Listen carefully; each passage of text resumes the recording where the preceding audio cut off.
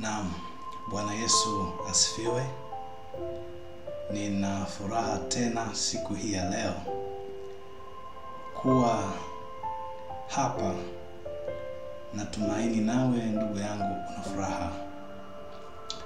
Ni jambo la kumshukuru Mungu tena kwa sababu ameturuhusu tukutane tena kwa ajili ya kukumbushana mambo machache ya msingi sana, hasa katika nyakati hizi za mwisho ambazo ni nyakati za hatari, nyakati ambazo ikiwa kuna watu hatutakuwa makini juu ya kile ambacho neno la Mungu linazungumza, juu ya kile ambacho Mungu mwenyewe amekidhihirisha kwetu, basi tunaweza tukajikuta tumepoteza uzima wetu wa milele.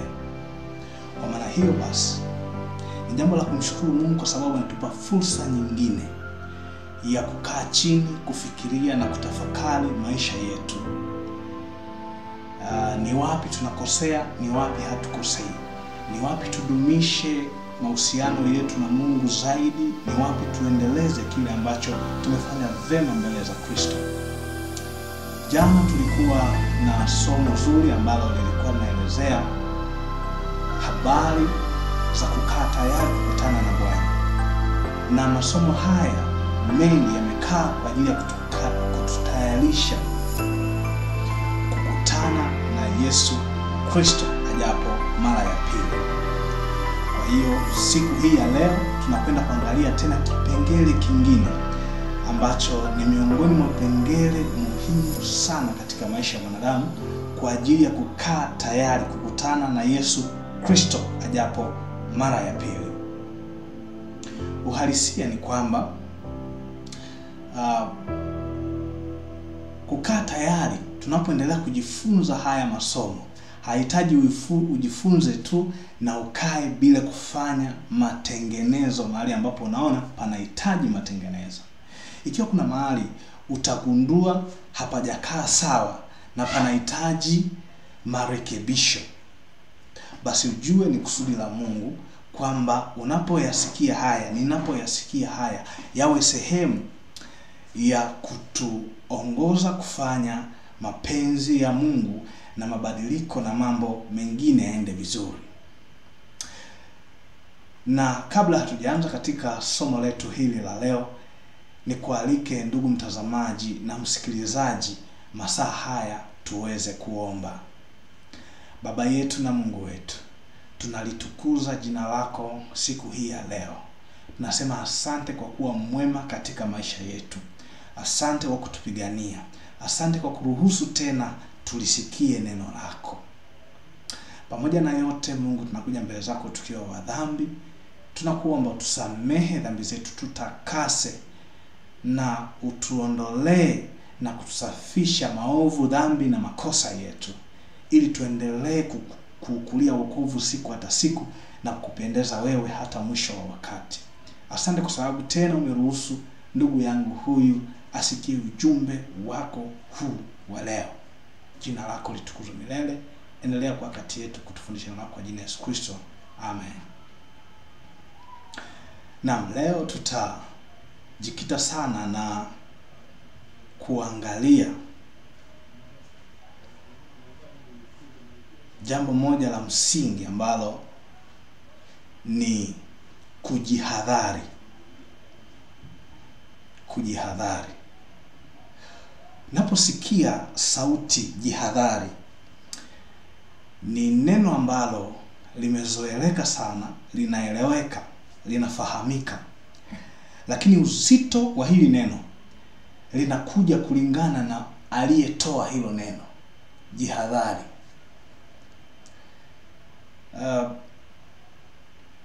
Kwa mfano, inaweza ametokea mtoto mdogo, umemzidi umri, yuko darasa la 3, akakwambia jihadhari we baba. Mwambia tu hivyo. Kiwalisia hili neno kwa sababu ametamka mtoto, wengi tunaweza tukalizalau na wakati fulani tukalipuuzia. Tukaishi tu ni sehemu ya kijana yeye kusema, hilo neno, kusema amesema bila kumaanisha. Lakini pia inaweza katokea ni mtu tu mwingine wa barabarani, katokea kwa bahati mbaya umemkanyaga, kumwambia pole, samani, na akakwambia ndugu yangu uwe makini, jihadhari bana, unapokutana na watu jihadhari. Utalichukulia uzito fulani tofauti na yule ambaye alikuwa ni mtoto alikwambia jihadhari pasipo sababu. Lakini wewe kwa sababu kuna sababu utatilia uzito fulani hivi. Lakini pia anaweza katokea ni kiongozi wa serikali, aidha ni kiongozi wa kituo kikubwa cha polisi. Kaja akakwambia ndugu yangu, taarifa tunazozisikia sio nzuri kwa ajili yako, hebu jihadhari. Ni lile lile neno, lakini uzito wake utakuwa tofauti na yule ambaye ulimkanyaga kwambia jihadhari. Kwa kituo cha polisi anasema ni jihadhari, lina uzito wake. Lakini leo nakuja na somo lingine ambalo neno jihadhari limetamkwa kwa namna ya pekee sana, kwa sababu aliyelitamka bora wangekutamkia watu wote duniani, iwe ni kiongozi wa serikali, iwe ni nani, ni mzazi, hivyo wote wakutamkie. Linaweza likawa na uzito sawa, lakini sio kama hili ambalo limetamkwa hivi kwenye Biblia. Unaposoma kile kitabu cha Mathayo, katika ukifungua Biblia yako kitabu cha Mathayo 7, ukichukua Biblia yako kitabu kile cha Mathayo 7 na mstari ule wa 15.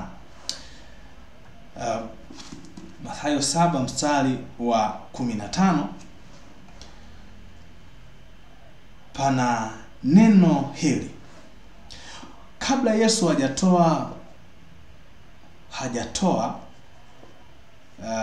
kisa fulani, kabla hajatoa kisa fulani alianza kwa ujumbe ufuatao. Kisa au mfano unaohusu mti na matunda yake.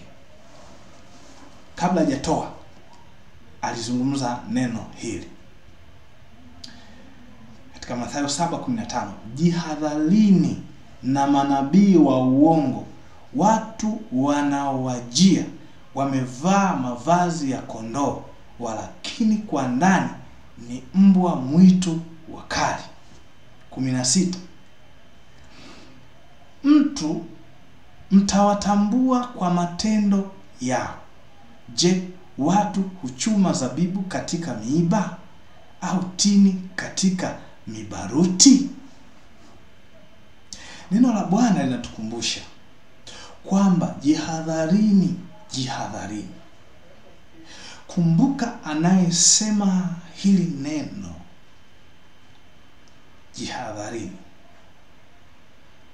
ni mchungaji mkuu, nikimaanisha ni mchungaji wa wachungaji. Ni mwinjilisti mkuu, nikimaanisha mwinjilisti wa wainjilisti. Mwalimu mkuu, nikimaanisha mwalimu wa walimu.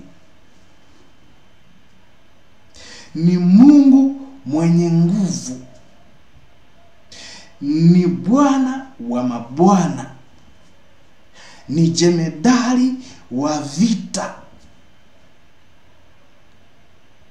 ni muumbaji, ni Mungu aliyetuumba kwa mikono yake, ni Mungu atakayetoa hukumu kwa wenye dhambi na wenye haki. Huyu ndiye anayesema jihadharini. Uzito wa neno hili jihadhari linabebwa na aliyelitaja.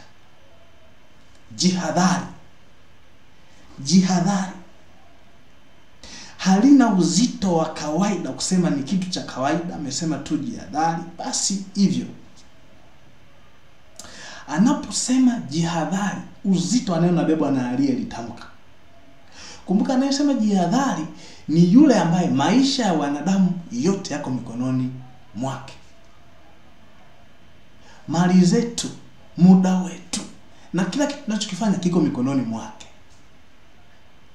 Na uhai wetu uko mikononi mwake. Huyu ndiye anasema jihadhari. Kwa uzito wa hili neno ni neno lenye uzito wa ajabu sana kutokana na mtoaji. Kwa hili neno anaposema jihadhari, lazima kwanza ukae sawa, ujitengeneze, uanze kufikiri ya kwamba anasema ni jihadhari. Mtoaji ndo huyu Yesu, Bwana wa mabwana, mkombozi wetu, aliyetufia, anayetuongoza, anayetupatia uhai, anasema jihadhari. Kabla ya kujua kinachoendelea baada ya neno jihadhari, ni muhimu kujua neno jihadhari. Kwanza ukisikia tu jihadhari, manake kaa sawa, sikiliza kinachoendelea, ili usije ukakutwa na jambo ambalo si salama katika maisha yako. Jihadhari. Anaendelea sema jihadharini na manabii wa uongo. Jihadharini na manabii wa uongo. Watu wanaowajia wamevaa mavazi ya kondoo, walakini kwa ndani ni mbwa mwitu wakali. Oh, I see. Sikia. Mungu anasema tujihadhari na manabii wa uongo. Alafu anatoa sifa za hawa manabii wa uongo, namna walivyo hawa manabii wa uongo. Anasema hawa manabii wa uongo ambao tujihadhari nao ni watu wa namna gani? Anasema wamevaa mavazi ya kondoo. Kwa lugha rahisi, anaposema mavazi ya kondoo, tunamfahamu kondoo. Hiyo ni lugha picha ikielezea habari za kondoo. Kondoo ni mpole sana, ni mnyenyekevu. Hata anapoenda katika malisho ni mpole. Anapochungwa sio msumbufu. Hata anapoenda katika machinjo hana shida. Mara nyingi ni mpole. Huyo ni kondoo. Na kiukweli tunapenda sana wana kondoo. Na miongoni mwa mwana kondoo ni Yesu mwenyewe. Mwana kondoo halisi. Yohana Mbatizaji alimtambulisha kwamba tazama mwana kondoo wa Mungu aichukuae dhambi ya ulimwengu. Tazama mwana kondoo wa Mungu aichukuae dhambi ya ulimwengu. Kwa hiyo Yesu ni kondoo, na ni kondoo halisi. Sasa wale ambao wanamfuata Yesu Kristo ni Wakristo. Manake wana mfano wa mwana kondoo, na wenyewe Yesu anawaita ni wana kondoo ambao wako chini yake, wapo chini ya malisho yake, wakichungwa na yeye Yesu Kristo. Wana kondoo. Sasa anasema jihadharini na manabii wa uongo. Watu wanaowajia wamevaa mavazi ya wana kondoo. Yaani wanawajia wakiwa kana kwamba ni watu salama, watu wasio na ila, watu wasio na shida yoyote, na wamevaa mavazi ya kondoo. Utasema ni Wakristo. Kwa lugha halisi anachomaanisha hawa watu wanaweza wakawa wanajiita ni Wakristo, wanaweza wakawa wanajiita ni wachungaji, wanaweza wakawa wanajiita ni wainjilisti, wanaweza wakawa wanajiita ni manabii, wanaweza wakawa wanajiita ni waalimu wa neno la Mungu. Kwa hiyo hili kundi la watu ni watu ambao wanajipa majina mazuri kutoka kwenye Biblia. Mimi ni nabii, mimi ni mtume, mimi ni mchungaji, mimi ni mwinjilisti, mimi ni mwalimu. mimi ni kiongozi. Wana mavazi ya kondoo, lakini ndani yao ni mbwa mwitu wakali. Kana kwamba Yesu Kristo anapotamka jihadharini, alitambua kile ambacho tulikuwa tunafikiria, na uhalisia ni kwamba alitambua kile tunachofikiria. Kusema sasa tutawatambuaje? Anasema mtawatambua kwa matendo yao. Mtawatambua kwa matendo yao, kwa matunda ya. Anasema matunda anamaanisha matendo yao. Na anasema, je, watu huchuma zabibu katika miiba? Jibu ni hapana. Mtatambua kwa matendo yao. Sasa miongoni mwa jambo la kuwa makini katika nyakati hizi za leo ni juu ya manabii wa uongo. Miongoni mwa vitu vya msingi vya kuzingatia katika nyakati hizi za leo ni juu ya kuwa makini na manabii wa uongo. Sio kuwa makini kidogo, sana na manabii wa uongo.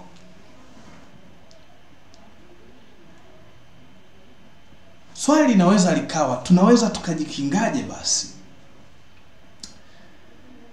Jibu ni rahisi kabisa. Namna ya kujikinga na manabii wa uongo. Naposoma Biblia, kile kitabu cha Ufunuo, kitabu cha Ufunuo wa Yohana, ambao jana tulizungumza kwamba ni ufunuo wa Yesu Kristo, sura ya 1 mstari wa 3. Ufunuo wa Yohana ambao ni ufunuo wa Yesu Kristo, sura ya 1 na mstari ule wa 3.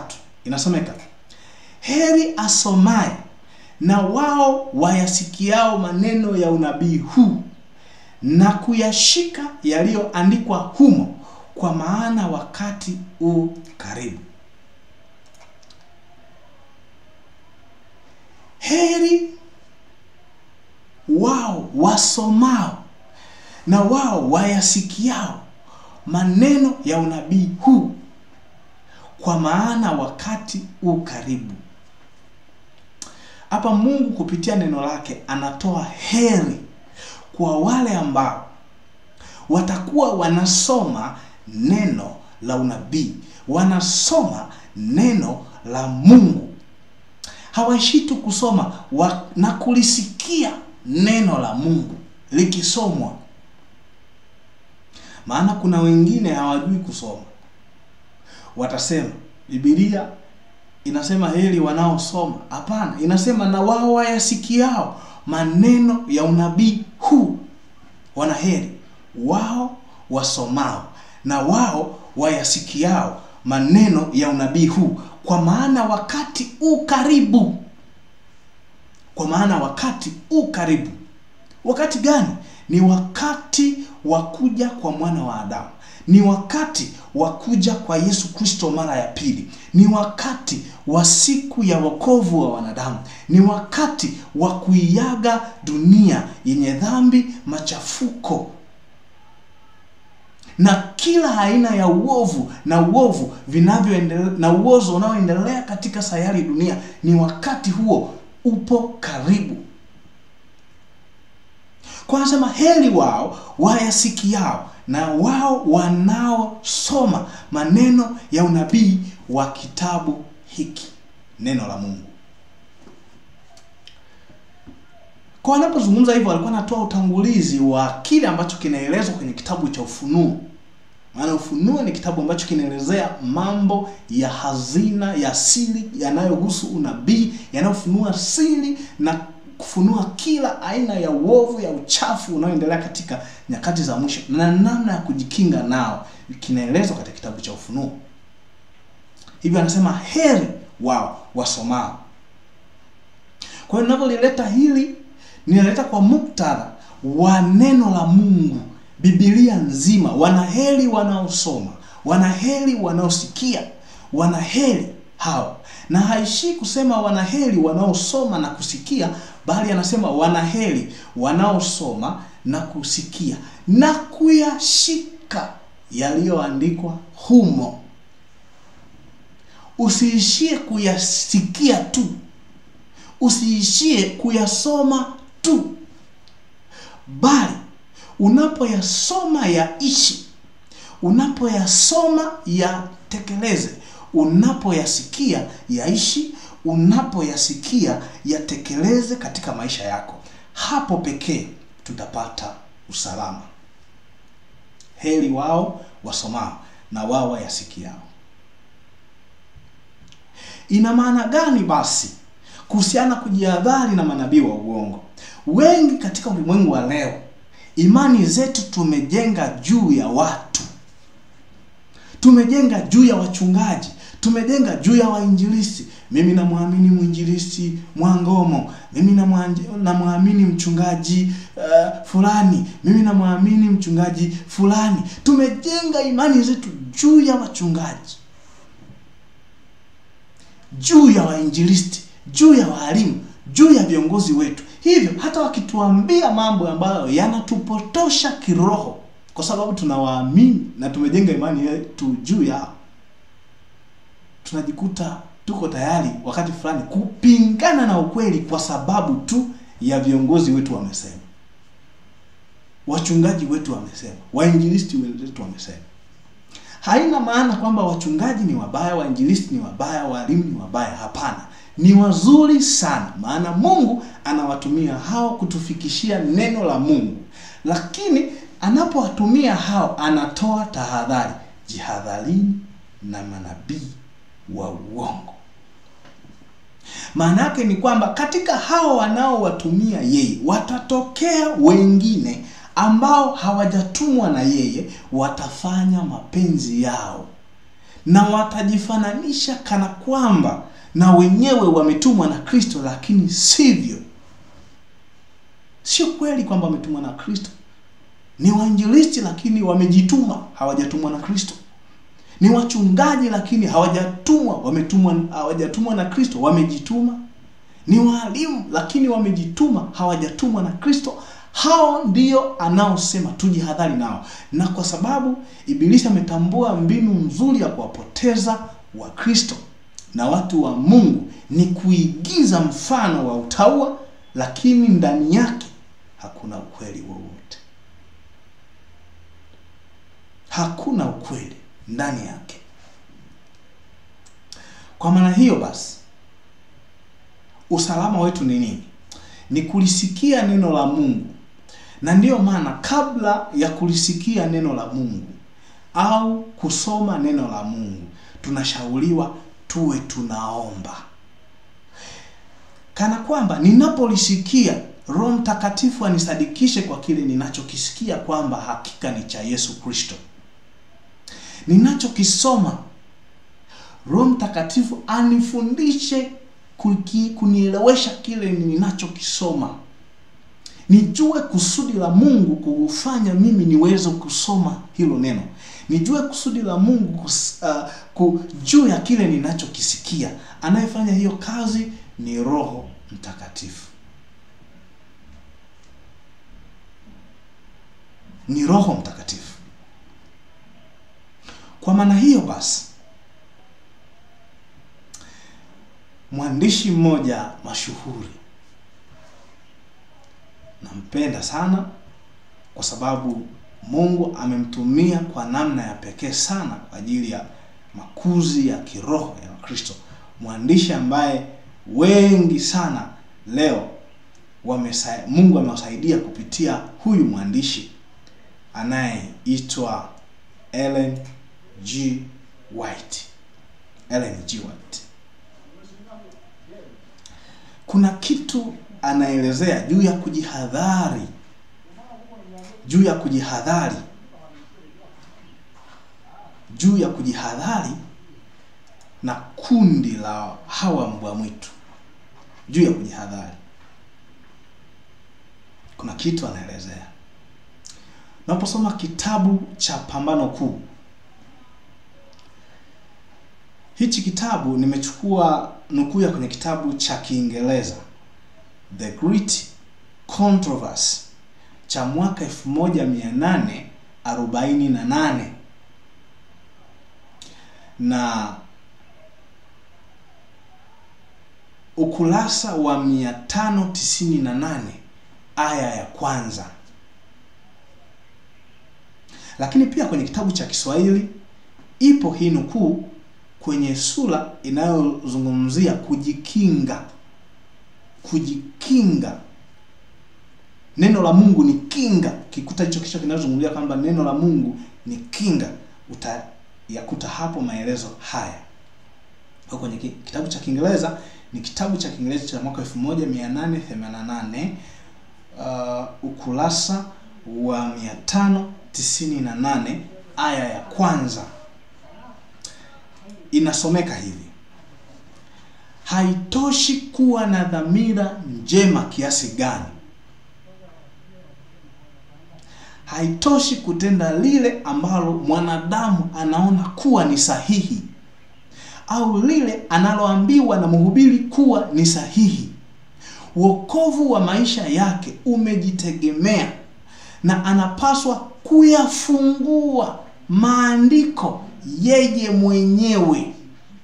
Haitoshi kuwa na haijalishi mhubiri wake ana mafundisho yenye mvuto kiasi gani au anajiamini kwamba aliko kuna ukweli kiasi gani. Huu sio msingi wa imani ya mtu. Kila mtu anayo ramani mikononi mwake inayomuonesha alama za barabarani kuelekea safari ya mbinguni, na hapaswi kubahatisha kwa jambo lolote lile. Ndugu yangu, moja ya njia ya kujihadhari na manabii wa uongo, moja ya njia ya kujihadhari na manabii wa uongo ni hii, kwamba haijalishi yule unayemsikiliza au kile unachokisoma katika chapisho fulani ambacho sio neno la Mungu, ni machapisho mengine tu ya kawaida. Haijalishi, haitoshi kuwa na dhamira njema kiasi gani. Haijalishi anayezungumza, anayekufundisha, aliyekuandikia waraka au wewe mwenyewe, haijalishi una dhamira njema kiasi gani. Haijalishi kwamba kuwa na dhamira njema eti ndio msingi wa kwenda mbinguni. Hapana, kuwa na dhamira njema sio msingi wa kwenda mbinguni. Haitoshi kutenda lile ambalo mwanadamu anaona kuwa ni sahihi. Haitoshi kwamba eti lile ambalo mwanadamu anasema hili ni sahihi, basi ukaishi kulitenda hilo, linatosha kabisa wewe kukufanya uwe mtakatifu au kuwa sehemu ya watu ambao wataurithi uzima milele. Hilo halitoshi. Haitoshi. Au lile analoambiwa au lile tunaloambiwa na wahubiri, wainjilisti, waalimu kuwa ni sahihi. Mhubiri, wainjilisti, waalimu wanaweza kutuambia hiki kitu ni sahihi. Haitoshi kuambiwa kuwa ni sahihi. Hayo mambo haitoshi kuambiwa ni sahihi. Maana kuna wengi ukiambiwa sahihi unafuata bila kujali Mungu anasema nini katika hilo. Hikumbuka, hii ni njia ya kujihadhari na manabii wa uongo. Haitoshi. Haitoshi kabisa kwa lile tunaloambiwa na wahubiri, kwa yale tunaloambiwa na wahubiri kuwa ni sahihi. Haitoshi kutufanya tuingie tulisi uzima milele. Haitoshi. Wokovu wa maisha yetu umejitegemea. Maisha yangu mimi, wokovu unajitegemea. Hautegemei hivyo tu, hapana. Hautoshi kuwasikiliza wengine wanachosema ni sahihi. Hautoshi kusoma machapisho ambayo wengine wanasema ni sahihi. Hautoshi kusikiliza kile ambacho wengine wanasema ni sahihi. Hautoshi kukifanya kile ambacho mimi mwenyewe ninakihisi ni sahihi. Havitoshi. Havitoshi. Maisha yangu na maisha yako yanajitegemea, na tunapaswa kuyafungua maandiko sisi wenyewe. Mimi mwenyewe ninapaswa kuyafungua maandiko, kuyasoma, kuyaelewa na kumwomba Roho Mtakatifu aniongoze kuyaishi na kuyakumbuka hayo maandiko. Kwa nini wokovu wangu unajitegemea? Vivyo hivyo kwako, wokovu wako unajitegemea. Unajitegemea. Inapaswa wewe mwenyewe uyafunue maandiko, usome maandiko, ujifunze maandiko, uyaelewe na uyaishi. Sema fulani aliniambia, mimi mwalimu aliniambia, kiongozi aliniambia, mchungaji aliniambia. Je, alichokisema hakipingani na Biblia? Kama hakipingani na Biblia, ametumwa na Mungu, kichukue na kiishi. Lakini kama kiko tofauti na neno la Mungu, weka pembeni, maana kitakuingizia hatari na kuletea uangamivu siku ya Yesu kuja mara ya pili. Kwa hiyo haijalishi mhubiri tunayemsikiliza ana mafundisho yenye mvuto kiasi gani, haijalishi. Akisimama kuhubiri nywele zinasimama, hiyo sio sababu ya kufanya eti uamini kile anachokisema moja kwa moja na kusema kwa sababu nywele zimenisimama alichosema ni kweli ndaenda mbinguni. Hapana. Kile anachokisema kinapelekana na neno la Mungu.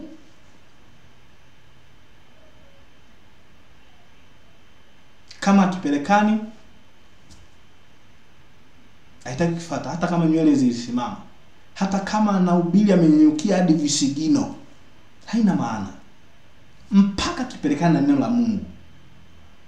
Kama kiko tofauti, si kweli.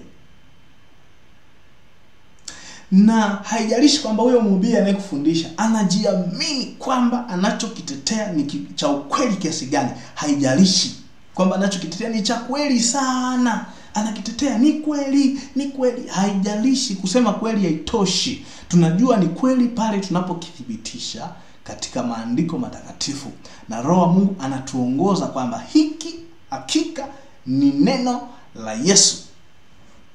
Hapo tunaweza kusema yes, ni kweli. Yes, ni kweli.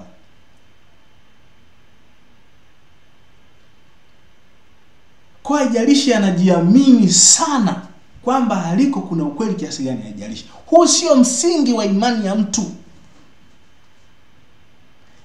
Kila mtu anayo ramani mikononi mwake. Kila mtu anayo ramani mikononi mwake. Ramani ni nini? Ni neno la Mungu. Ramani ni Biblia takatifu. Ramani ni maandiko matakatifu. Ramani ni Biblia takatifu. Kila mmoja anayo ramani mikononi mwake. Biblia inasema, inunue kweli wala usiiuze. Inunue kweli wala usiiuze. Inashangaza kwamba kuna watu wengine leo, hata ninaposema kila mmoja ana ramani mikononi mwake, anashangaa ramani gani hiyo? Kinachozungumzwa hapa ni neno la Mungu, Biblia takatifu. Sasa inashangaza kwamba kuna wengine hatuna Biblia. Na Biblia ni shingapi? Tapata za 18, 19, 20 kwa miaka hii ya 2025, 20, 25, 30 hadi 45. Unapata Biblia nzuri tu. Nunua Biblia.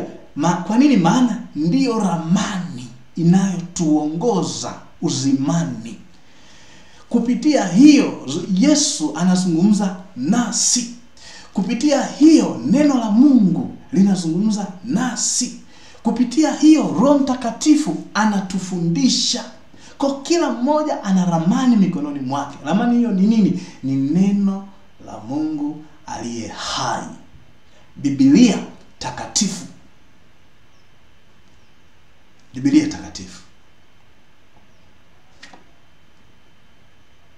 Kwa kila mtu anayo ramani mikononi mwake inayomuonesha alama za barabarani kuelekea safari ya mbinguni. Biblia takatifu ndio inatuelekeza alama zote za barabarani. Huku usipite, pita huku. Hapa punguza mwendo, hapa ongeza mwendo. Hapa simama, subiri, kuna kivuko. Mbele kuna ziwa, mbele kuna kona kali, mbele kuna kukunja kona, mbele kuna njia panda, kushoto kuna njia inachepuka, kulia mbele kuna roundabout.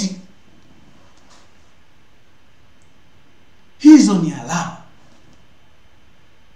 za barabara za kawaida.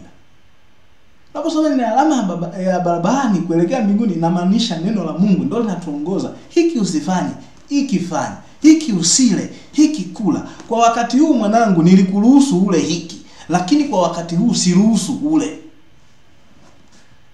Nilikuruhusu unywe hiki, lakini sasa sitaki unywe. Sijawahi kuruhusu unywe hiki, wala sikuruhusu unywe. Kula hiki, kunywa hiki, vaa hiki, hiki usivae. Alama za barabarani kuelekea mbinguni. Tembea hivi, hivi usitembee. Nenda huku, huku usiende. Hapa pita juu, hapa pita chini. Sasa hapa simama. Neno la Mungu ni ramani yenye alama za barabarani kutuonyesha kwamba tunaenda mbinguni. Tunaendaje? Vipi tusivifanye? Vipi tuvifanye? Neno la Mungu.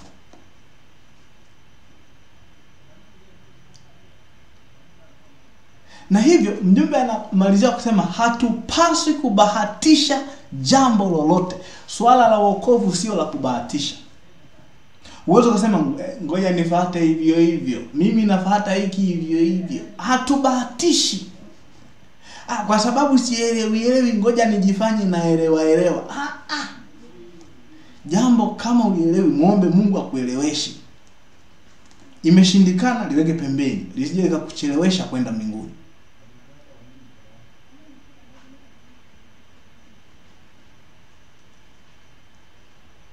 Hatupaswi kubahatisha kwa jambo lolote lile. Hatupaswi kubahatisha. Hatupaswi kubahatisha kwa jambo lolote. Wokovu sio wa kubahatisha, hapana. Tunapoamua kumfuata Yesu Kristo, tunamfuata kikamilifu kama anavyotuagiza. Ni moja ya njia kubwa sana ya kujihadhari na manabii wa uongo. Manabii wa uongo. Kusoma neno la Mungu. Njia kubwa ya kujihadhari na manabii wa uongo. Kuisikia sauti ya Yesu kupitia neno la Mungu ni njia kubwa inayotusaidia kujitenga mbali na kuwatambua manabii wa uongo pia.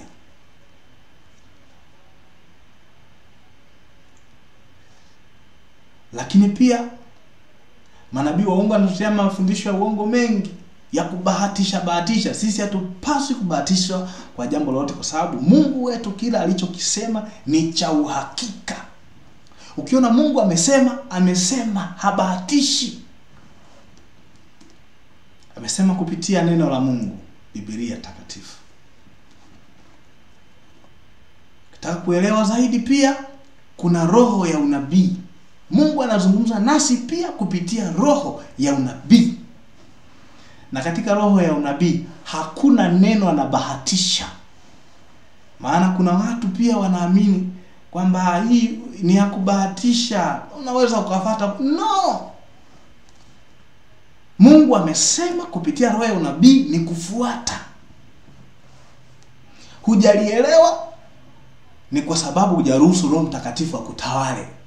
Roho Mtakatifu akutawala, utaelewa kila kitu na hakuna shida, kwa sababu aliyemuongoza mwandishi kuandika roho ya unabii ni Roho Mtakatifu, na anaye kuelekeza na kufundisha habari za roho ya unabii ni Roho Mtakatifu, ni yule yule. Kwa hakuna kutokuelewana. Aliyewaongoza watumishi wa Mungu kuandika neno la Mungu, Biblia takatifu, ni Roho Mtakatifu.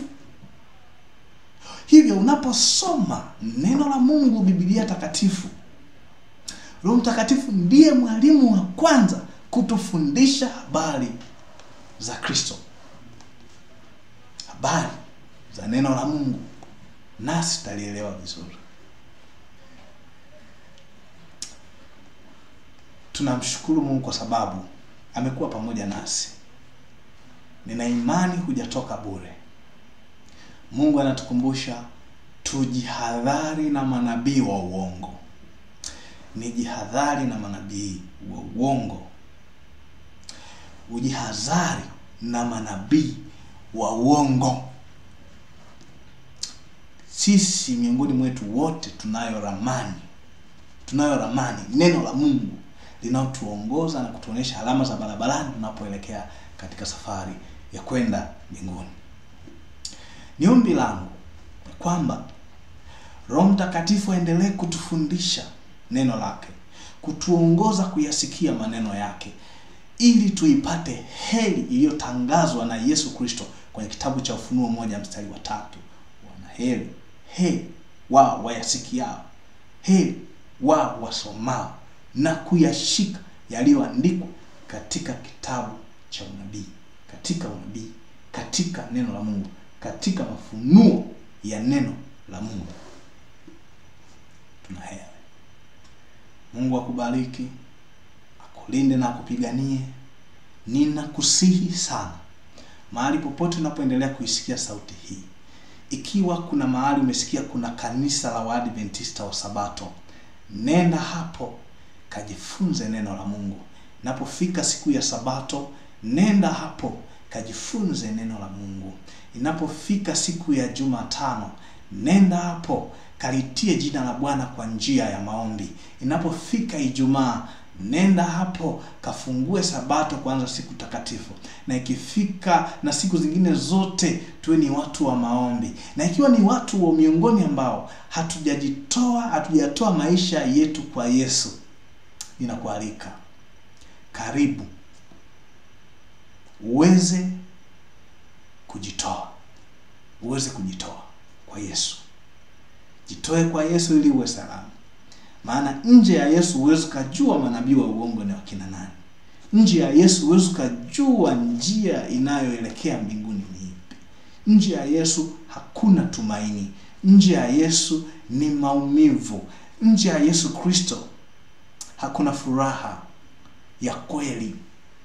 Maana wengi wanafikiri kwamba furaha ni kuwa na magari, furaha ni kuwa na majumba makubwa, lakini ukweli ni kwamba furaha ni kuwa na Yesu maishani. Mengine hayo yawe ni matokeo ya wewe kuwa na Yesu ndani yako. Utafurahia maisha ndani ya Yesu. Kwa hiyo kwa wale ambao hawajajitoa, jitoe leo kwa Yesu. Ukishasema Yesu, niko tayari kujitoa, kufuata neno lako na kuliishi, Mungu yuko tayari kukupokea. Lakini kwa wale ambao tulishakwisha kujitoa, ni Waadventista wa Sabato, ninawaalika tuendelee kusoma na kumuomba Roho Mtakatifu atuongoze kutujulisha habari za Kristo, atuongoze kutujulisha habari zake, na kutuongoza kujua alama za barabarani zilizoainishwa wazi kupitia neno la Mungu. Kupitia neno la Mungu, ili tuweze kuwa salama katika Kristo wetu. Mungu awabariki. Masaa haya tena nikualike tuweze kupata ombi la kufunga kipindi hiki kifupi ambacho Mungu alikuwa pamoja nasi akizungumza nasi. Mungu akubariki sana. Tufumbe macho tuombe. Baba yetu na Mungu wetu, tunalitukuza jina lako tena Tunasema asante kwa kuwa pamoja nasi. Asante kwa kuzungumza nasi neno lako la uzima. Asante kwa kutukumbusha hasa ya kwamba tunapaswa kujihadhari na manabii wa uongo. Na miongoni mwa njia takazotuwezesha ni kulisoma neno lako, ni kulisikia neno lako, na kumuomba Roho Mtakatifu wakati wote awe kiongozi wetu, kutufundisha na kutusadikisha lile ambalo ni kusudi lako sisi kulijua kupitia kusoma na kusikia neno lako la uzima. Inawezekana ninapoomba hivi kuna wengine ni wagonjwa wa afya na wananisikia. Mungu apatie afya njema, wagange, walinde, waongoze, waponye na uwapatie nguvu za kusimama ili waweze kufanya maamuzi thabiti. Lakini pia Mungu, unapotupatia afya njema ndipo tunapata nguvu ya kulielewa neno lako kwa uzuri. Tupatie nguvu, uzima, ili tuweze kulisoma neno lako, kulisikia neno lako na kufanya kupendezayo. Familia zetu tunazikabidhi kwako. Asante kwa sababu utaendelea kuwa pamoja nasi hata wakati mwingine tena. Kwa jina la Yesu Kristo. Amen.